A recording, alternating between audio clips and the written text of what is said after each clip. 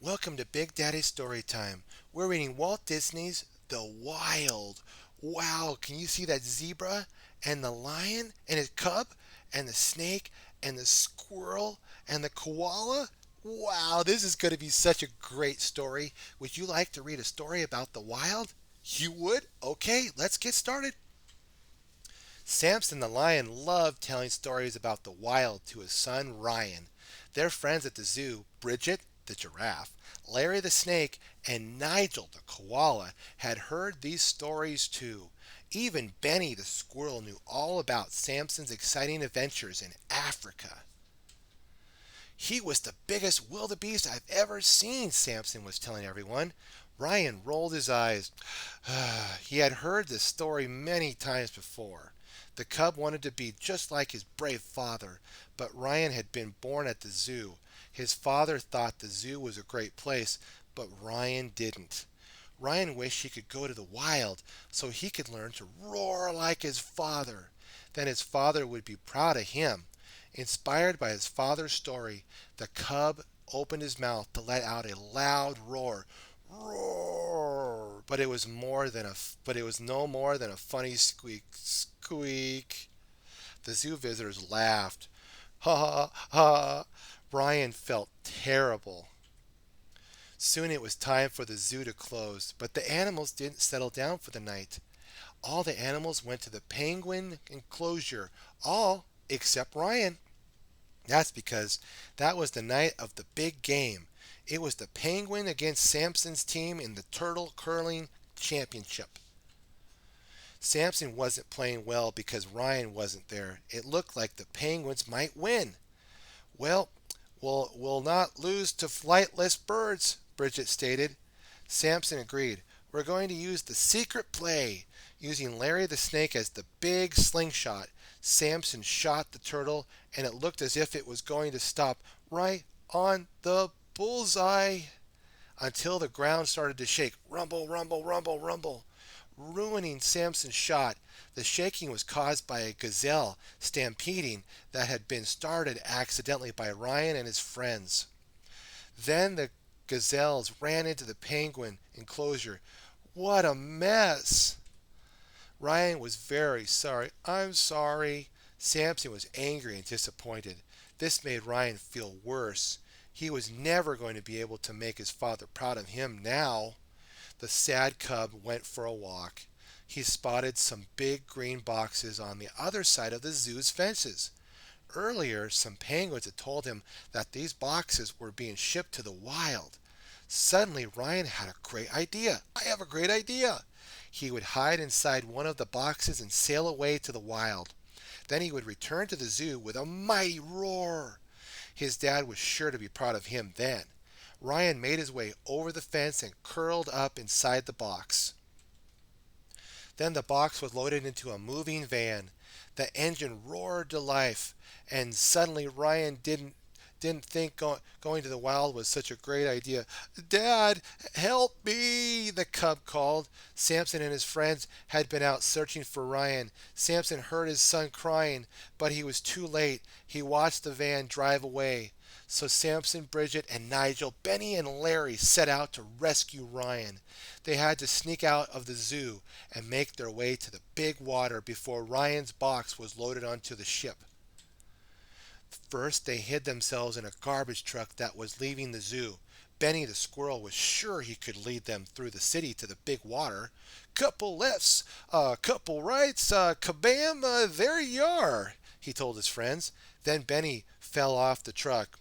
When the truck stopped, the animals managed to get out. They wandered the streets of New York, staring at the skyscrapers and bright neon lights. But without Benny, they were lost. They ended up in the city's sewers. Luckily, the resident crocodiles thought they were tourists. The crocodiles happily gave the visitors directions to the big water. But when they reached the water, they were too late. They watched as Ryan's box was loaded onto a ship. Before Samson could reach the ship, it sailed away. We've got to follow that ship, Samson cried. There was a boat docked nearby. The animals jumped on board. The captain jumped overboard. The animals managed to launch the boat and sail after Ryan, but they weren't very good sailors. They were almost lost at sea. Luckily, Benny arrived with a flock of Canadian geese. Since Canadian geese are travel experts, they were able to lead Samson and his friends right to Ryan's ship. They followed Ryan's ship for days and days until their boat finally landed. On the shore of a tropical island, they had watched the wild. The animals looked at Samson, but the lion didn't know what to do next because he really wasn't from the wild after all. Samson admitted that he had made up all those stories about the wild. I'm a fraud. Okay, I'm sorry. Go back to the boat. I can't protect you all out here, Samson said to his friends. Oh, once they knew they were unprotected in the wild, Samson's friends panicked. They raced back to the boat. Samson headed into the jungle alone to find Ryan. But Benny convinced the others to stay and help Samson. I know you're scared, the squirrel said, but Sammy's out here all alone. So is Ryan. Bravely, the animals headed out into the jungle and right into trouble. They were soon surrounded by wildebeests. The scary animals scooped up Nigel and forced the rest of the gang into a dark cave in the base of a volcano. The wildebeests treated Nigel like a king. They put him on a throne and placed a crown on his head. Nigel was confused. Then Kaiser, the leader of the wildebeests, stepped forward. "Oh, great him," Kaiser said to Nigel, "you must lead us in our transformation from prey to predator." It seemed that the wildebeest thought Nigel was a god who would teach them how to eat lions, and for practice the wildebeest wanted to start by eating Nigel's friends. Meanwhile, Samson had finally found a sign of Ryan. He heard his son calling for help. Ryan was being chased by two vultures, but when Samson arrived, the vultures quickly flew away. "Dad!" Ryan shouted happily. It felt good to be together once again. But their happiness was cut short when Kaiser's wildebeest arrived. "Run, son, run!" shouted Samson. Then he pushed his son up a tree and climbed up after him. "Dad, you shouldn't be chasing them away," a confused Ryan told his father. So Samson told his son about the truth. Samson had really been born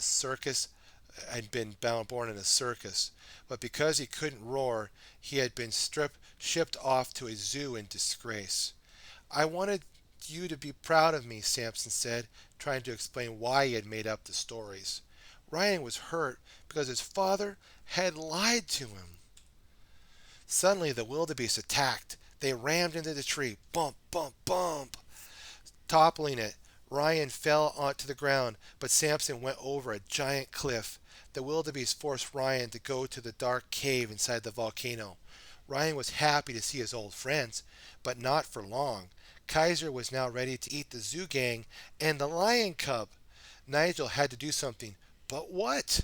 Stalling for time, Nigel issued a command. "We cannot cook them without onions," he said. Samson appeared in the nick of time. The volcano was beginning to rumble as the wildebeest surrounded the lions. Then the wildebeest stopped. "We're tired of pretending to be something we're not," one of the wildebeest said to Kaiser. They didn't want to eat anyone. "Fine," said Kaiser. "I'll kill them myself." Kaiser quickly knocked Samson to the ground. "He's going to kill Samson if we don't do something," Benny shouted. "Why don't we use the secret play?" Larry suggested. So the friends launched Ryan at Kaiser. He let out a giant roar as he sailed at the evil wildebeest, but Kaiser tossed the cub to the ground. "Get away from my son," bellowed Samson. He let out a mighty roar that sent Kaiser flying into the cave wall. The noise shook the walls and rocks rained down on Kaiser. But when Samson stopped roaring, the shaking continued. The volcano was about to erupt. Luckily, everyone got out in time. The animals celebrated as their boat sailed back to New York. Now father and son had their own true story of the wild. Samson hugged his son. "I didn't think anyone would believe it," he said with a laugh.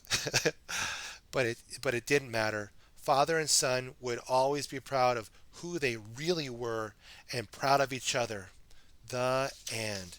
What have we learned today, my friends? We learned from the friends of the wild that being happy with who we are always makes us special. Have a fun day and a special day, my friends. Be sure to like, favorite, and subscribe. Stay tuned for more Big Daddy Story Time. God bless.